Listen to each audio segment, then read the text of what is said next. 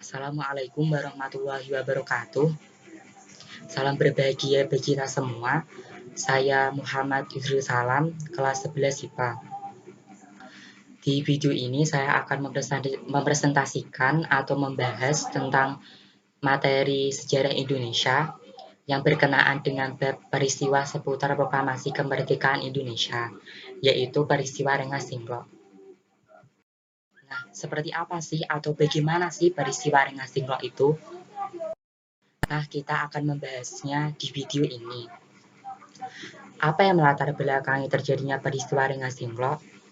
Peristiwa Rengas Dengklok terjadi karena adanya perbedaan pendapat antara golongan tua dan golongan muda mengenai kapan waktu yang tepat untuk memproklamasikan kemerdekaan Indonesia.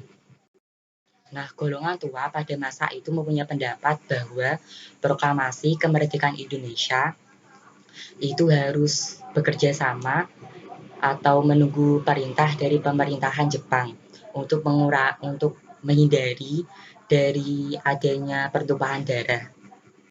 Seperti kita ketahui, pada Perang Dunia II, Jepang memang sudah menyerah kepada sekutu pada tanggal 14 Agustus 1945. Nah, tapi ingat, di Indonesia masih banyak tentara Jepang yang menggunakan senjata lengkap. Nah, golongan tua di sini berpendapat atau memiliki pandangan jangan sampai rakyat menjadi yang namanya martir atau menjadi korban ketika nanti kita merdeka dan Jepang marah dan terjadi pertumpahan darah di sana. Hal inilah yang ditakutkan oleh golongan tua. Berarti golongan tua pada masa itu masih memegang janji dari Jepang, yaitu memberikan kemerdekaan Indonesia pada tanggal 24 Agustus 1945. Tapi menurut golongan muda itu terlalu lama. Dan masa Jepang yang notabene adalah negara yang kalah dari sekutu bisa memberikan kemerdekaan ke Indonesia? Terus apa pendapat dari golongan muda? Golongan muda berpendapat bahwa proklamasi kemerdekaan harus dilaksanakan dengan berdikari atau berdiri sendiri untuk mencapai proklamasi. Nah, perbedaan inilah yang meruncing sehingga mengakibatkan golongan muda menculik atau mengamankan Soekarno-Hatta ke Rengas Dengklok. Nah, mengapa kok mereka dibawa ke Rengas Dengklok? Untuk menjauhkan Soekarno-Hatta dari segala pengaruh Jepang. Seperti kita ketahui bahwa di kepala Soekarno sudah ada janji dari Jepang yaitu kemerdekaan pada tanggal 24 Agustus 1945.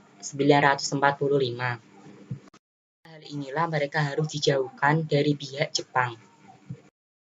Dan mengapa letaknya kok harus di Rengas Dengklok? Kenapa kok nggak di Surabaya atau kota lain? Rengas Dengklok tempatnya terpencil yaitu sekitar 15 km dari Jalan Raya Jakarta Cirebon. Dan di sana terdapat PETA atau Organisasi Pembela Tanah Air yang dibentuk oleh Jepang tetapi berisikan pemuda-pemuda dari Indonesia. Siapkan untuk menjaga keamanan di Indonesia. Bagaimana kronologi peristiwa Rengas Dengklok? Peristiwa Rengas Dengklok terjadi pada tanggal 16 Agustus 1945 yang bertepatan pada jam setengah 5 setelah subuh waktu Indonesia Barat yang dipimpin oleh Sudanko Subeno. Nah, Subeno di sini memerintahkan kepada Soekarno dan dia bilang, Pak Karno, mari kita ke Rengas Dengklok dan kita berbicara banyak mengenai bagaimana proklamasi kemerdekaan ini.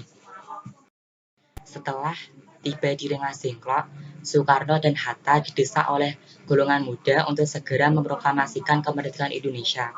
Tetapi desakan ini tidak membuahkan hasil.